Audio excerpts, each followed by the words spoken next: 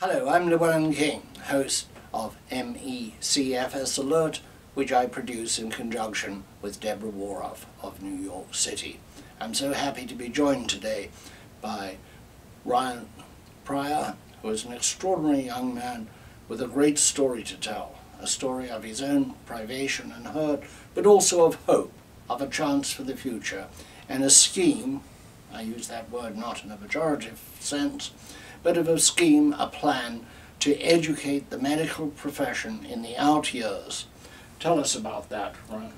We have a plan for the Blue Ribbon Fellowship, which is a part of the outreach for our documentary film, and the idea is to have 5 or 10 medical students each summer, or each semester possibly, to work with some of the experts in the field. I think it's a great opportunity for the students to learn some very innovative and dynamic techniques. So we're going to take medical students, embed them with specialists, so they can learn about this disease, which has been characterized by myself among other people as being hidden in plain sight. Correct, and they're not learning much about it in medical schools. Very few are teaching about it, so this is one of the few chances that they would have to learn about it. What has been the reaction of the specialists to your idea? Yeah, several of the premier institutes have been very interested. In particular, there's one, Dr. Gordon Broderick in Fort Lauderdale, Florida, at the Institute for Neuroimmune Medicine. He works with Dr. Klimas very closely, Dr. Nancy Klimas, and he's been particularly enthusiastic. And some of these people are just researchers. Are just when can I get my hands on one of these fellows and get some research assistance with them. What sort of universities are you going to go to recruit the fellows? I think we've had people on our board of directors who are particularly interested in getting the top tier universities, the Stanfords, Harvards, Columbias, Yale. Trying to get them on the Yale medical student listserv.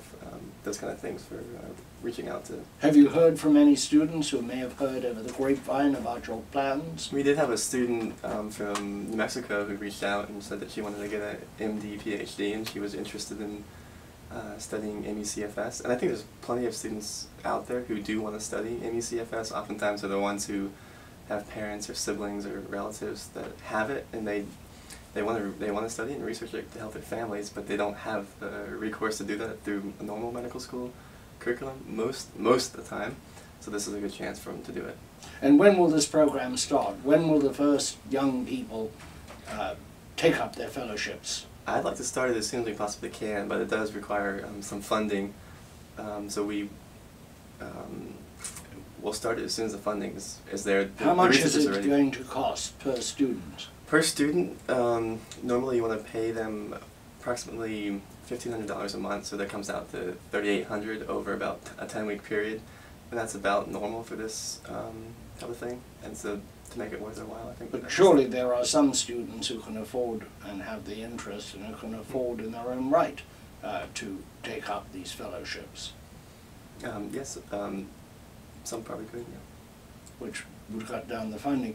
Have you approached any foundations, any big donors, people who could set this on a serious footing? Yeah, we had a conversation with someone who organized the residency program through Columbia University, and one of his recommendations was to do grassroots fundraising for this particular one, because it hadn't received a great amount of recognition in the established medical system, and so you could go directly to the community that needs it, and that would be the one that could help jumpstart it. And then once you have a program that's sort of somewhat established, then that's when it becomes more interesting, I think, to foundations. This is very exciting. Where did you get the idea? I have a friend that's currently in medical school, and we always come back from college and want to explain it to him, what I was going through with MECFS, and wanted to know what he was learning about it. And he wasn't learning really anything and didn't quite understand what it is. And he was one of the smartest people I know, valedictorian of my high school. And basically my idea is, how can I get someone like him interested? And I think this is really almost tailor-made for someone like him, and it's actually designed after one of the research fellowships that he did in New York City. Great. How did you come down with the disease? What has been your story? I was a cross-country runner and a soccer player. in high school, and I came home from school October 22nd, 2006. Slept for 15 hours, didn't quite know what I had. Within about 2 weeks, I had to completely drop out of school, so it was almost the textbook acute onset, and went through 15 or 16 doctors, like a lot of people unfortunately have to go through. Eventually, I talked to an infectious disease doctor probably 6 months later, finally, and he had just gone through a continuing medical education course on chronic fatigue syndrome, as we called it back then, and he went ahead and made the call that it was CFS. And how long ago was that? So that was in 2007, so that would be about 7 years ago. So you're functioning, but you have relapses. Yeah, fairly often, and I function about 90% or so most of the time, but that requires tremendous sacrifices for myself and for my family, and both financially and just for time.